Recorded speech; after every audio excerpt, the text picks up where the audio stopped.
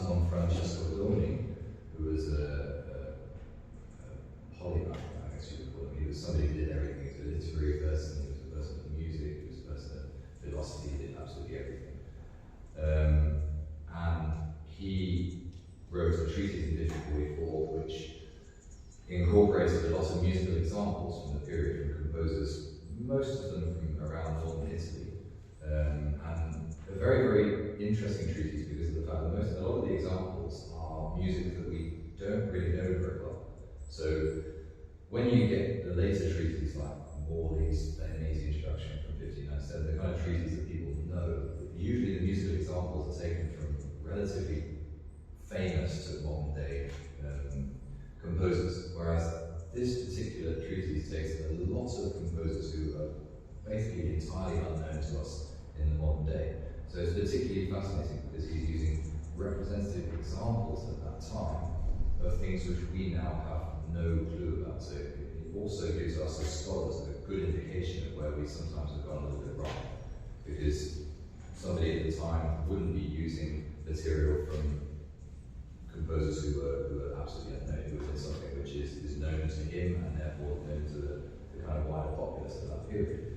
So the first piece we're going to sing, which is a piece called Giunto Amor, which is a text by Francesco Petrarca, and it's actually by a composer called Girolamo Pravosco. Pravosco was also a lutenist, and he was also an author, so he also wrote some text. In fact, we did a concert on the 23rd of January of music by Ferrabosco, and in that concert, and this is a little bit confusing because it all gets tangled, but in that concert we actually did texts which were written by Ferrabosco, who's now the composer of this particular piece.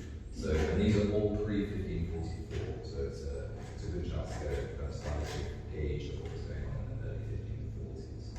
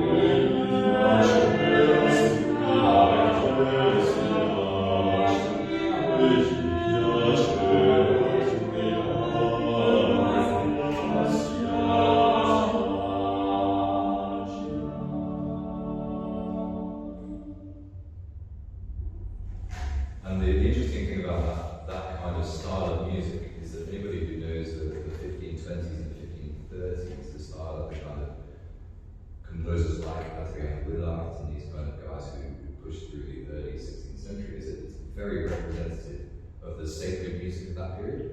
So it has that pulse which keeps the music moving forward. It feels like it is continuously driving forwards all the time, which is a very kind of pervasive notion of sacred music, I suppose, in that period, whereby it feels like it's continually moving forward with overlapping lines which just continually roll on, as it were. The next piece that we're going to do, which is a piece by a composer who I have never heard of, actually, to be honest, and in terms of academic phonetically he's completely unknown. There's a chap called Pre Maria Ikio Palavano. So he's a chap from Padua, near Venice, but an absolute unknown. Is interestingly enough entirely different. And one of the interesting things about it is that it's notated. We only have the score, unfortunately, but it's actually notated in a way that effectively halves the note values. So as opposed to the pulse being on what was the min in the previous piece, so more, that gives you a pulse. We have now the pulse on the crotches, as it were. So it's all a level back from a notation perspective. And that's really interesting because it allows the singers more expressive opportunities. So from a singing perspective, the lines are just a little bit shorter because obviously you still have breathing capacity, you can't just have the same length.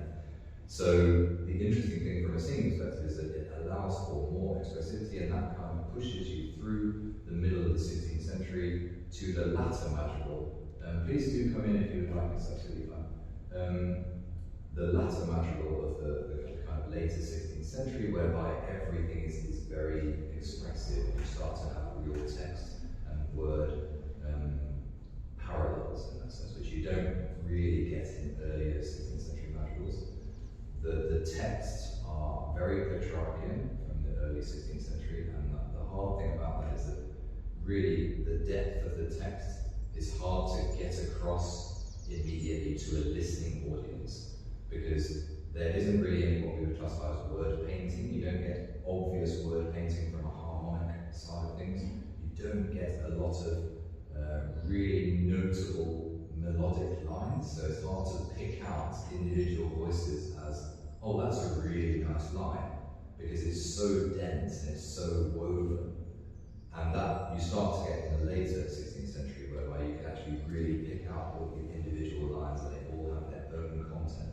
So you'll probably see this a little bit more in Riccio.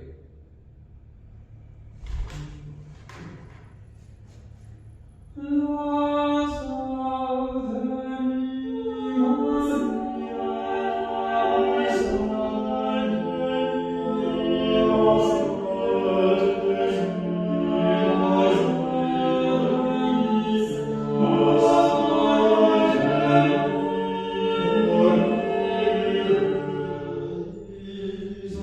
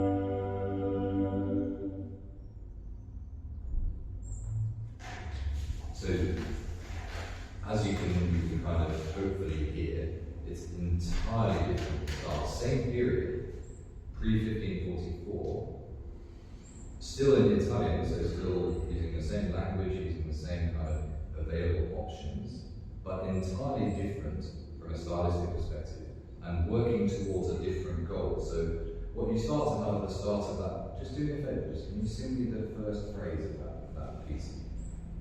Sure. No, just literally the first phrase.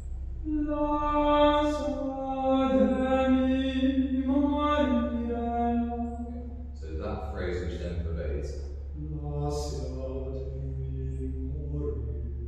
which again, you start to understand from an Italian perspective, from a linguistic perspective, the emphasis on the important syllables within the text. So you've still got sentence structure, but you've got lasciatemi morire, which is very much a case of getting into a language and understanding where the text stress lies. So you haven't got quite the same word painting as you would get in later, but you do have what we would classify as syntax, where somebody starts to understand how sentences fit together and how to make things work from a poetic structure perspective. And that's from a singing perspective, I'm going to bring you guys in now and ask you. It's a real, for me anyway, as a singer, it's an incredibly liberating thing to suddenly be presented with a piece like this, whereby when you're singing the text and you have a lot of syllables and per note, as it were, so you're just singing text per note, it suddenly becomes very easy to sing with expression, which it doesn't in previous pieces. Do you agree with that? Is that something? Sure. Yeah. With stuff sort of the first half of the 16th century, the music tends to be a lot more like the first piece we sang. It's it's beautifully worked out in terms of composition, and actually the composition does so much of the work for you as a singer. Whereas, actually, obviously, this is still 1540s kind of music, but this kind of style, or this kind of vibe of piece, I guess, gets adopted into kind of future generations of the madrigal, where the singers provide.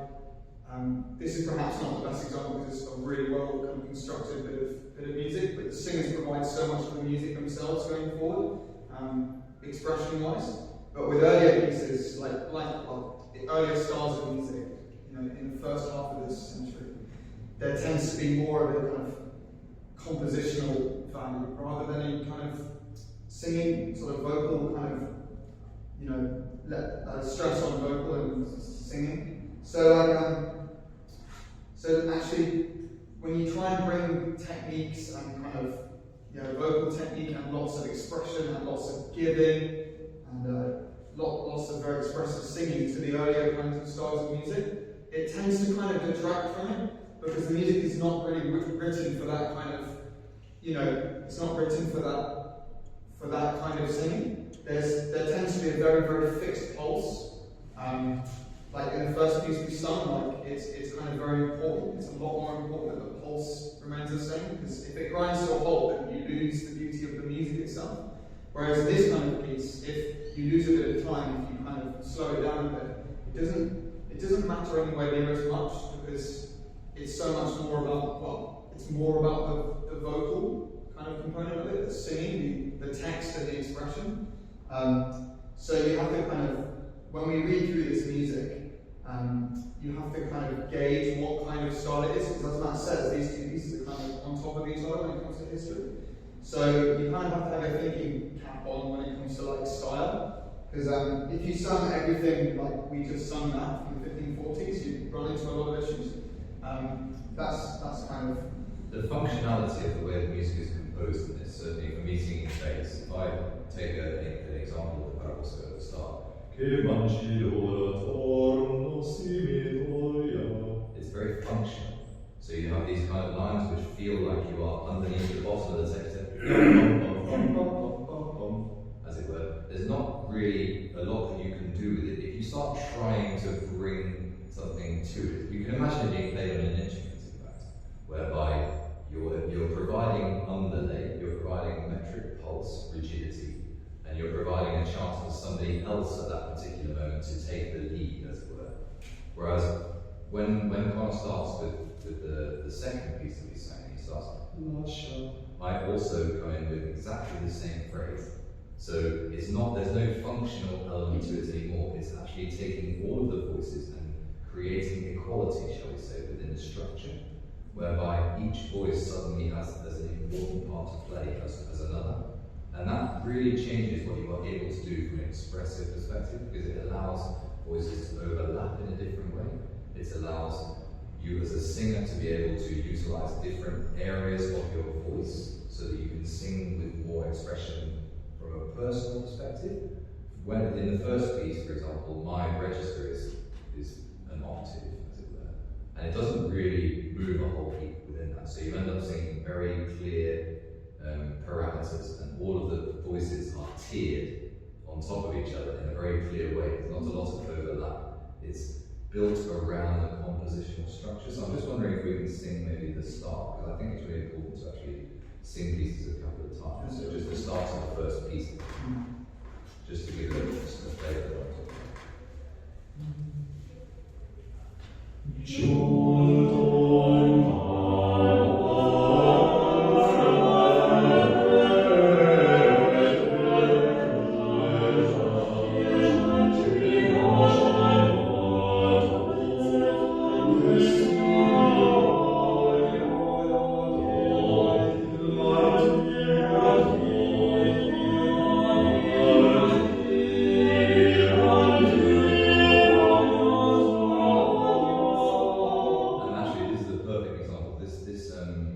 Second page is a perfect example of where if you get stuck on the individual voices, then you lose the structure of the music. So this page, for example, the culmination of where we get to here is actually at what you won't be able to see, it's at the bottom of the page, so at the end. So I'll give you an indication of when that is.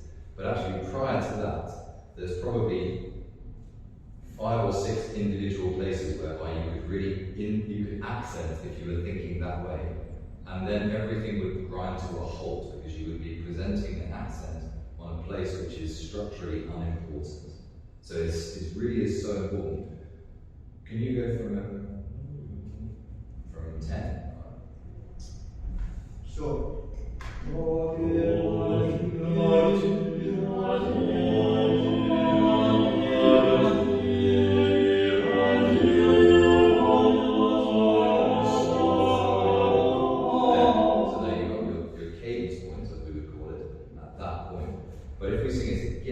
You'll see that actually in the middle of the second line, if we were to slow that down, for example, and to sing it at the speed we were singing the previous piece, so let's just try that.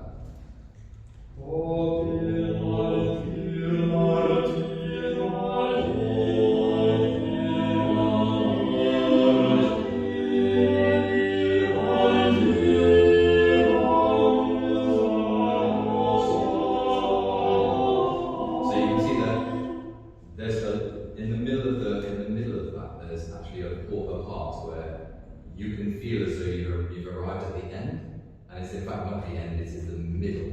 And so understanding compositional structure is so important, and the vice versa of that is that if we were to take the same kind of feeling into the next piece, so if we were to do the opposite, so just to approach it in the same way, then you would end up with this, provided that everybody has the piece. Wait, there's one.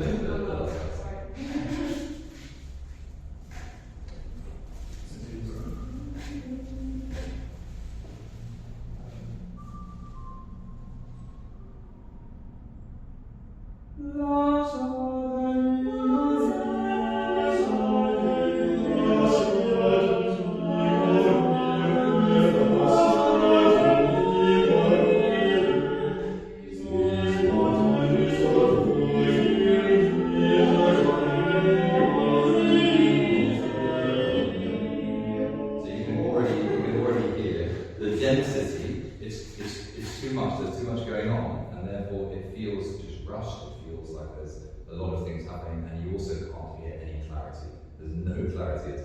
So this is one of the things that I wanted to bring to this particular kind of workshop, actually highlight the fact that, musically speaking, it's so important to actually understand this music from a singing perspective. Just understanding it from a theoretical perspective is not enough, because on the page, these pieces in the original look exactly the same. So in one edition here, the note values have been halved, in one it hasn't. So the editor has made a decision to do one thing in one and not in the other. But if you are in the Dialogo of 1544 presented with this piece one after the other, they look exactly the same. So to a scholar looking on who does not understand how to sing, for example, this looks like an identical piece to the previous one. And then when you get into it and you understand from a singing perspective, you realise that actually it's impossible. Knowing your way stylistically around the period is fundamental to being able to ascertain what you can do with this music from an expressive perspective. Do you guys have anything that you would like to add? I think one of the things as a kind of singer, and like we all kind of sing elsewhere as well as doing this, and like with kind of chapel choirs and such, is that when one of the things that's exciting about the style of singing and coming and learning about it is that kind of, as you say, in the second piece we did, the voices are much more equal, and then in the first piece it's much more about the overall composition, and I think it's interesting to see the development from kind of the composition, the music being more important, to the voices being equal, to in kind of most of the repertoire that you'd sing in chapel choir, that the tune is always with the sopranos, which is normally the part I would sing, and so at least for me there's been a real shift in mindset of, oh, actually I don't need to push my part all the time, because actually probably Rob have to tune more than I do, and their parts are much more interesting, so how can I sing my part nicely but let them shine through, let them way more important than I am, especially in the compositional ones. Yeah. It's a balance though, isn't it? Yeah. We all have our moments. Yeah, exactly. It's another thing, it's about understanding. The only way of understanding that is to actually do. So the most important thing is why these workshops and what we're doing at CEMC is so important, because the practical music making, it does not work when you just simply do it on paper. It just simply does not work. So you have to take it out, you have to digest it orally, and you have to get it into the body in order to start to differentiate. One of the reasons why people don't, scholarship on this period is defunct. I mean, it's a dead period from a scholarship perspective. And part of the reason is because there's not a lot of information to work off. So the only way to really attempt to analyse this music is to dive into it oneself. You don't have a lot of secondary source material to work off in that sense. So it's a really difficult period to start kind of delving into from a scholarly perspective.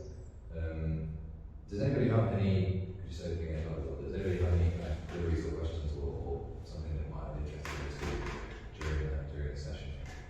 Feel free to jump. Do you think that these pieces were also played on instruments at the time? How different would they have been, do you think? Almost You could cross out completely different instruments. For sure. Almost undoubtedly. I mean, one of the things that we have absolute information on is that certainly in the Northern Italy, in the academies, I mean, this was 1544. The Academy of Philharmonica in Verona was the first academy to be formed. That was 1543, for example. The records of the Academy of Philharmonica show that there were instruments playing alongside the singers, so that's a given. They also had all kinds of different instruments, so consorts of recorders, consorts of viols, and also mixed consorts, so people from playing, one would be on the viol, just depending on what you had available at the time.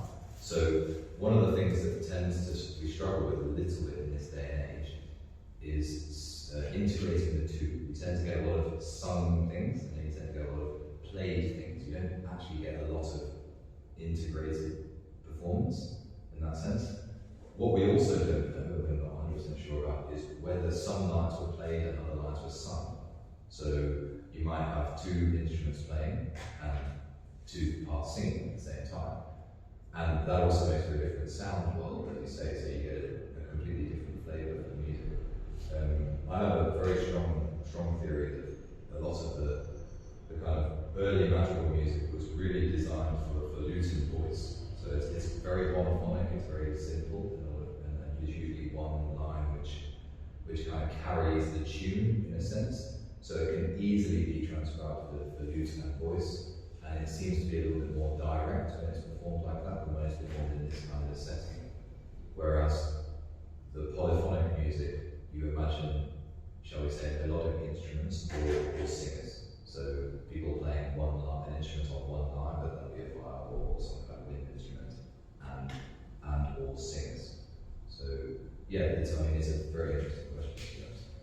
Did you I just thought interested in the text. What were the text? So the Lunchtime, which is a text by Petrarch, a very famous kind of Petrarchian text, which was set by a variety of Venetian composers in the 1540s. I think all of the Laura texts from Petrarch are all very similar in that sense. They can be seen as secular and also as sacred. The second text, which is Lasciatemi morire, I think people automatically might associate that with the Monteverdi text, but it's not the same. So the Monteverdi text is a variant by Ottavio Rivancini. This one is actually an unknown origin. But as with a lot of the latter texts of the 16th century, they were effectively spin-offs of Marino did the same thing a lot, whereby they just took the kind of more classic 15th and early 16th century text and then rewrote them effectively in a more direct style, which allowed for that expressivity, whereby somebody can write, okay, I'm a crude pen or something like that with particular words. So there's no poetic structure anymore. The form is gone, and it's more just simply to do with the words themselves, which Tasso was avidly against, and a lot of the guys from the 1560s and 1570s had a huge moan about this because of the fact that they felt as though the culture had been lost poetically. They had passed through the form and the stuff which doesn't come across immediately to the listener, because structure doesn't come across very instantaneously to a person listening on, whereas internally it's obviously incredibly important to what's going on. And so in the 16th century, towards the latter half, anyway, the Guarini and Marino and these kind of authors, the poets, they started to write verses of 8 lines, nothing at all really, which a lot of Monteverdi's music is set by Guarini and people of similar kind of ilk. And it was seen as crude, I suppose, by the poets of old. And Tasso wrote a big lament about the fact that he wanted to go back to the old ways, and everybody has interpreted that as composition, going back to the old style of composition, but in fact I think it's a literary thing. It's to do with going back to the pure form of writing, whereby we kind of focus on form and structure and the kind of importance of that, rather than how quickly can we create a dissonance. In that sense, how quickly can we allow a composer to do something funky, which is, it's fascinating because it's quite representative in my eyes of today's society, because you might say that the kind of Monteverdian ideal of the early 1600s is very similar to what we would classify as instant gratification nowadays, whereby everybody has a device in there, they're overloaded, but it's very similar in a way, because somebody they flip through content, and a 10-second YouTube short is effectively the same principle that works on the fact that it has to grab your attention like that instantaneously, which is the same thing. It's just in a much less cultured manner. If anybody else has anything to say, otherwise I think we'll wrap up. And thank you very much.